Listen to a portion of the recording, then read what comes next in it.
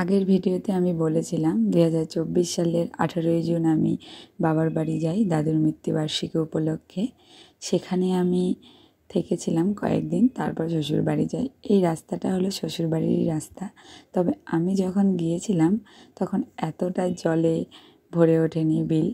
তবে যখন আমাকে আমার শ্বশুরমশাই আমাকে নিয়ে টোটোতে করে গাড়িতে ছাড়তে যাচ্ছিল, তখন আমি এই ভিডিওটি তুলেছিলাম। তখন বৃষ্টির জলে এত সুন্দর বিলটা লাগছিল যে আমি ক্যামেরাটা না বের করে আর থাকতে পারলাম না। আমি সেদিন একদিনের জন্যই বাবার বাড়ি যাচ্ছিলাম, কারণ ও আমাকে নিতে আসছিল।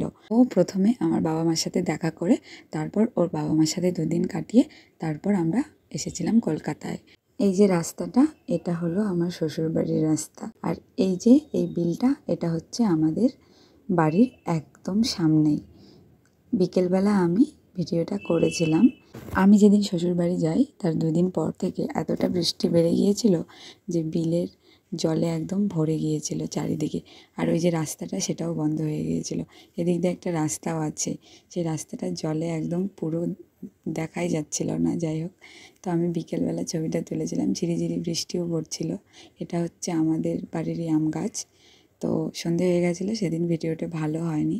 তো আমি পরদিন সকালবেলা, রৌদ্র উঠেছিল, দেখো তখন 6টা বাজে।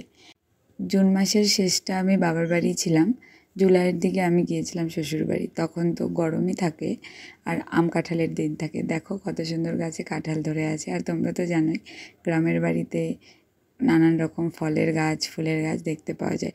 তো আমি সকালবেলা 6টার দিকে সোজা মোবাইল নিয়ে চলে এসেছি বিলের পাড়ে। দেখো এগুলো পানা গাছ। আর এই দিক দিয়ে একটা রাস্তা আছে, ওই যে রাস্তাটা ঘাস হয়ে আছে, ওই দিক দিয়ে ওই যে বড় বড় ঝোপ আছে, ওই দিক দিয়ে রাস্তাটা মেন রোডে যাওয়া যায়। তো এদিক দিয়ে আমি এসেছি অনেকবার। কিন্তু এখন যে পরিমাণে জল আছে, ওই যে বাড়ি দেখা যাচ্ছে একটা, ওখান দিয়ে ওদিক দিয়ে অনেকগুলো বাড়ি আছে, ওদিক দিয়ে যাওয়া যায়। কিন্তু এখন যে পরিমাণে জল হয়ে আছে, এখন মনে হচ্ছে না যাওয়া যাবে। আর গেলেও আমাকে আর কেউ খুঁজে পাবে না, কারণ আমি সাঁতার জানি না। আমি খুবই ভয় পাই জল দেখে। কিন্তু আমার জলে নামতে ভয় লাগে, কিন্তু দেখতে আমার ভালো লাগে যে কত সুন্দর বৃষ্টির জলে ভরে গেছে বিলটা। আমাদের রাস্তাটা তখনও খুব খারাপ ছিল, এখন ঠিক হয়ে গেছে। তখন সবে রাস্তার কাজ চলছিল, তো আমি ওখান থেকে উঠে আসলাম। এটা আমাদের বাড়ির সামনেটাতেই আমাদের বিল। তো এখানে দেখো আমার শাশুড়ি মা কত কিছু লাগিয়েছে। মিষ্টি কুমড়ো গাছ লাগিয়েছে, মিষ্টি কুমড়ো গাছ। নিচে আরও অনেক রকম সবজির গাছ ছিল, যেহেতু জল চলে এসছে ওই কারণে সব গাছগুলো জলে একদম ডুবে গেছে। এই দেখো এটা আমাদের বাড়ি। আর এখানে পেঁপে গাছ আছে, মিষ্টি কুমড়ো গাছ আছে, শসা গাছ আছে, ধুন্দুল গাছ আছে, তারপর অনেকগুলো ফুল গাছের চারা আছে ওই দিকটাতে। এখানে আবার এটা সাদা ফুল গাছ আছে, এটা তো দেখালাম মিষ্টি কুমড়ো গাছ। আর এই দেখো সামনেই আমাদের বিল। এই দেখো বেগুনের চারা, কতগুলো বেগুনের চারা এখানে লাগানো আছে। আর এটা আমাদের বাড়ির সামনে আম গাছ, এটা আম গাছ। এখানটায় আরও বড় বড় দুটো আম গাছ ছিল, সেগুলো রাস্তা হবে জন্য কেটে দিয়েছে। এখানটায় দেখো ছোট ছোট কতগুলো বেগুন গাছের চারা। এটা আম গাছটা, হ্যাঁ ওই আম গাছটা দেখাচ্ছিলাম আবার।